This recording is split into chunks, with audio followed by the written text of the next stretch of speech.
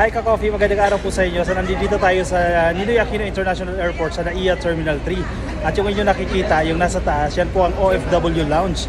Alam nyo ba ka-coffee, fast fact tayo ka-coffee, itong OFW Lounge ay naisakay ito para nito sa pamamagitan po ng isang resolusyon dyan sa House of Representatives. At alam nyo ba kung sino yung gumawa ng resolusyon na ito?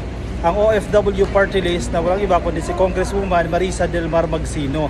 At sa pakikipagtulungan po sa mga ahensya ng gobyerno, lalo na po sa OWA at Department of Migrant Workers, meron na po tayong OFW Lounge.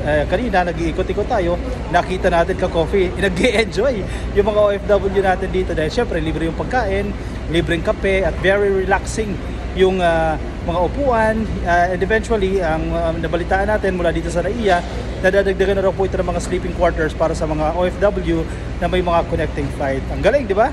OFW Party List, ang isa sa mga nagpasimuno nito. Number 83 po. Thank you.